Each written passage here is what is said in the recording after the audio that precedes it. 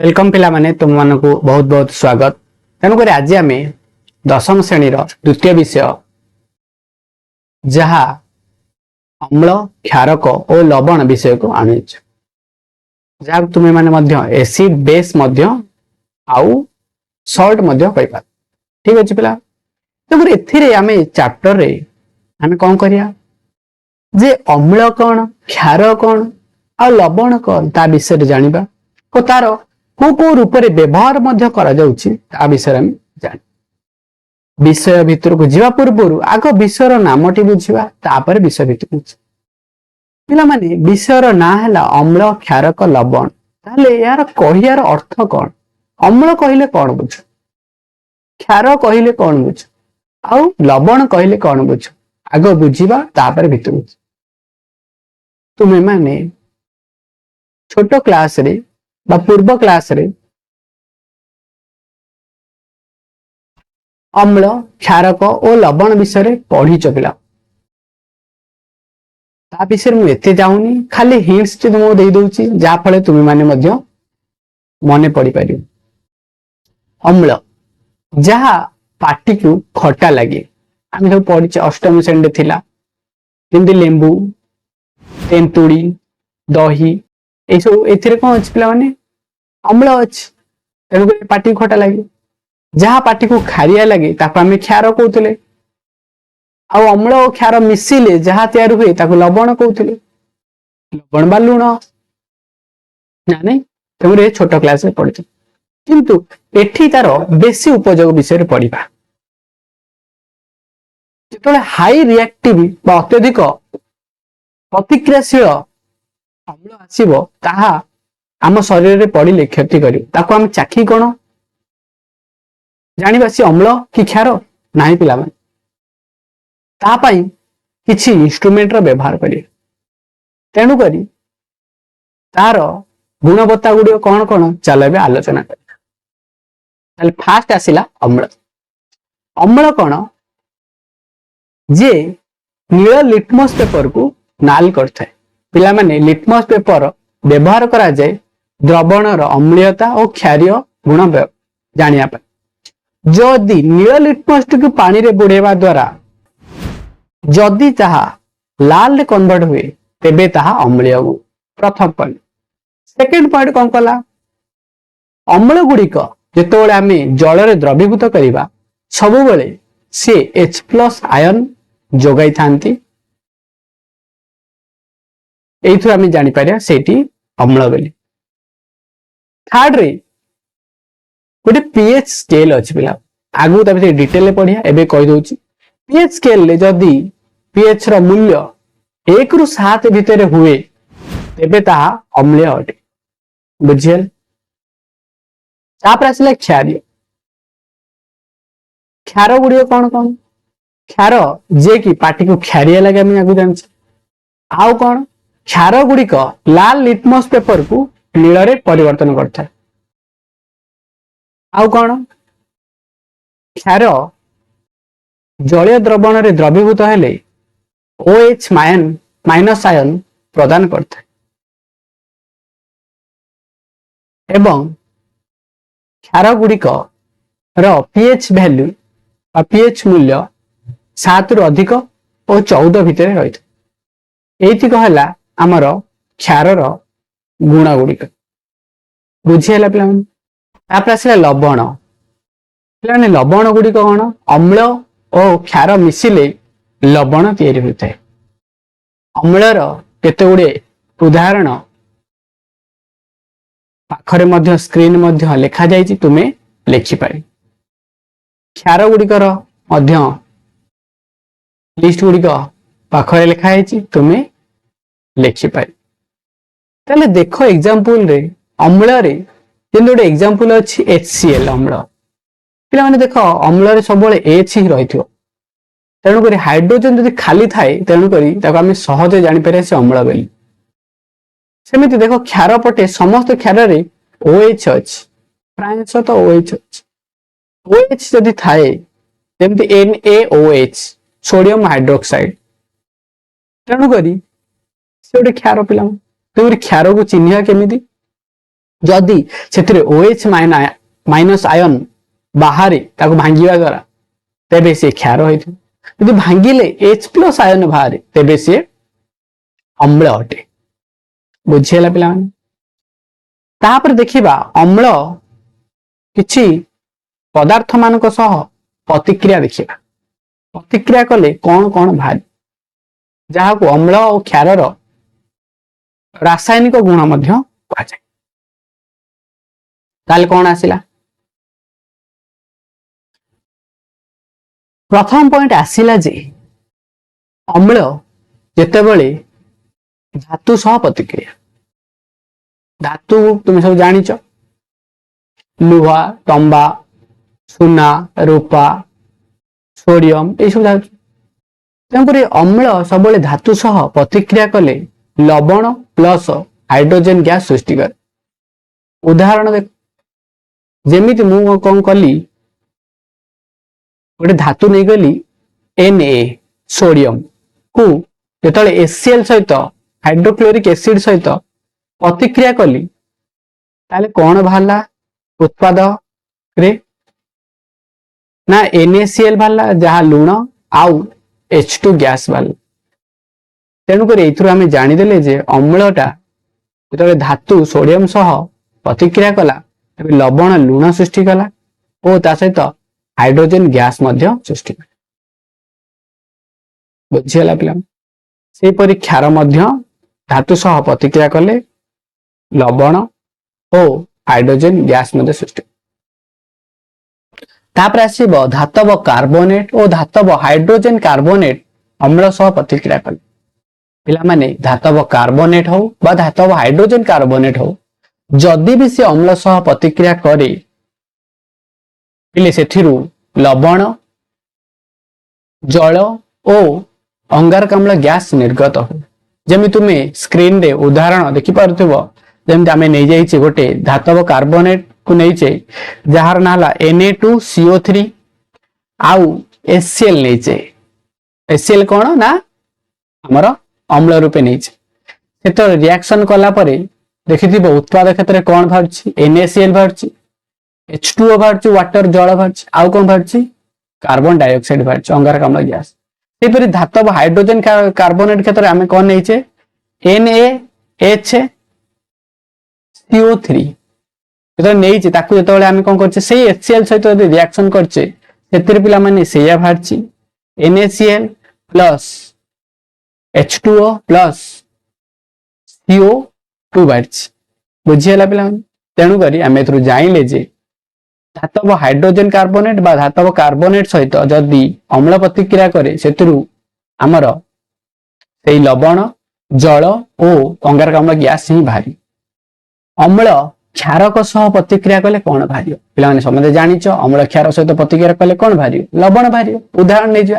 GeM गोटे अम्ल नै गेली HCl आउ क्षार नै गेली NaOH सोडियम हाइड्रोक्साइड जब परस्पर सहित प्रतिक्रिया कले ताले कौन भारला NaCl भारला जा लुण भारला प्लस सेतरु H2O भारियो वाटर भारियो बुझियला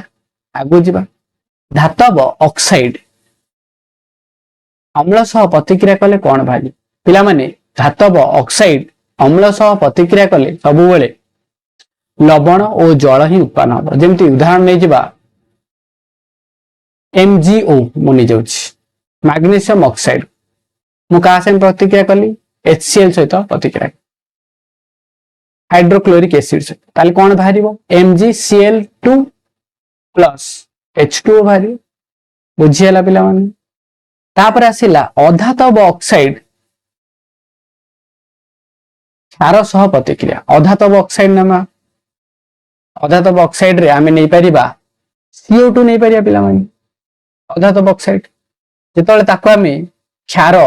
NaOH सहित प्रतिक्रिया करिबा ताले सेतिरु हमर लवण और जल मध्य उत्पन्न बुझियला पिला तापरे गोटे मेन हेडिंग आसिला pH स्केल पिला माने बाम पार्श्व देखि पारुथुबो जे pH स्केल लो चित्र अछि जहार देख 0 ठारू आरंभ होई 14 पर्यंत मूल्यांकन करा जायछि पिले माने मन रखि दिबो जदी 0 ଠାରୁ 7 ମଧ୍ୟରେ କୌଣସି ଅମ୍ଳର pH ଭ୍ୟାଲୁ ରହିଲା ଆମେ ଜଳୀୟ ଦ୍ରବଣ ଏଇ ସ୍କେଲକୁ ନେଇ ବୁଡେଇବା ତେବେ pH ର ଭ୍ୟାଲୁ ଯଦି 0 ରୁ 7 ଭିତରେ ରହିଲା ତାହେଲେ ଆମେ ଜାଣିପାରିବା ସେଠି ଅମ୍ଳୀୟ ଦ୍ରବଣ 7 ରୁ ଅଧିକ ହେଲା 14 ରୁ କମ ଭିତରେ ରହିଲା ତାହେଲେ ସେ କ୍ଷାରୀୟ ଦ୍ରବଣ ଯଦି ମଝାମଝି 7 ରେ ରହିଲା ସେ ଅମ୍ଳୀୟ ନୁହଁ କି କ୍ଷାରୀୟ ନୁହଁ ପିଲାମାନେ ସେ ଲବଣ ଆରେ ବୁଝିହେଲା ନା ବୁଝିହେଲା ठीक अच्छे पे न्यूट्राल से दिन लिखा है न्यूट्राल तेणुक देख जदि 0 पाखापाखि बेसी जिन रहा 0 पाखापाखि है मूल्य अम्लीय गुण अधिक अच्छे तेज नालिया चिन्ह दिखाई जदि पिला 14 पाखापाखि जदि मूल्यांकन आसला 13 12 एमती आसला तार सबल क्षार क्षार गुण अधिक अच्छे जदि 7 पाखापाखि रहा 6 5 हो 3 हो से दुर्बल अम्ल कहीपर से 7 एपट पक्षे जदि 8 9 पाखे रहा दुर्बल क्षार कह पिला बुझीगला सबल अम्ल दुर्बल अम्ल सबल क्षार दुर्बल क्षार ठीक अच्छे पिला आगू जी pH स्केल व्यवहार कहीं पिला मन रखिथ्व जदि आमर जो आम जिनस गुड़ा खाऊे जब तार pH वैल्यू कमिब बढ़ आम शरीर प्रति बहुत पिला क्षतिकारक जो रूप जदि 5.5 रु जदि आम pH वैल्यू कमी जाए खाद्य खाइला बेले आम दांतर pH जदि 5.5 रु कमी जाए पिला तेणुक दंत क्षयर कारण हम दंत धीरे धीरे खाई नष्ट होगा लगे पिला तेणुक pH वैल्यू बहुत गुरुत्वपूर्ण अच्छे जमी pH वैल्यू वर्षा जल जदि pH वैल्यू मूल्य कमुची ताहले अम्लीय गुण बढ़ुची पिला जहाँफल जहाँ अम्ल वर्षा कहूँ जहाँफल कौन हो आमर जो मनुमेंट्स गुड़िक अच्छा विभिन्न ताजमहल मार्बल जिन जो तैयारी करा कौन हो धीरे धीरे क्षय होगा लगुच कौन हो रंग फिका पड़ जाऊँ जो अम्ल वर्षा हवा द्वारा गच्छर पत्र गुड़िक कौन हो रंगहीनता हो जाए हलदिया पड़ जाऊँ जल जिते कौन कर पानी रे पड़ुची बा नदी नाल आदि मिशुची से कौन कर यार प्रभाव जलीय जीव मान पड़ुची पिला तेणुक pH वैल्यू बहुत नित्यांत आवश्यक से pH जब आम पेटर पिला कमी जाए पेटर खाद्यर pH जब कमी जाए पिला तब आम कौन एसिडिटी हो जाए कहूँ गैस हो जाए तेणुक आम कौन कर क्षारीय जिन गुड़ा नौ थंडा टे पीदे बुझेगा ना बुझे तेणुक आमर पेटर कहीं गैस हो जाए पिला यही गुण जो pH वैल्यू कमी गल तेणुक आम क्षारीय जिन ही कंटेन करा दरकार जहाँ आम कहे कि सोडा नवा बा कौन सी थंडा पीदे थंडा कौन कि पिला वन टाइप ऑफ कौन क्षार अच्छी पिला तेणुक जहाँ आम प्रशमित कर जहाँ आमर पेट सन्तरा तेणुक या कहे प्रशमित तेणुक जो अम्ल आम पेटे बढ़ीगला आम कौन क्षार जिन कंटेन कले से कौन लवण में कन्वर्ट बा से प्रशमित होगला बुझीगला पिला आगू जी ताहले आगू किसी लवण मान विषय आम पढ़िया ठीक अच्छे पिला जमी लवण मान मध्य आम पढ़िया गोटे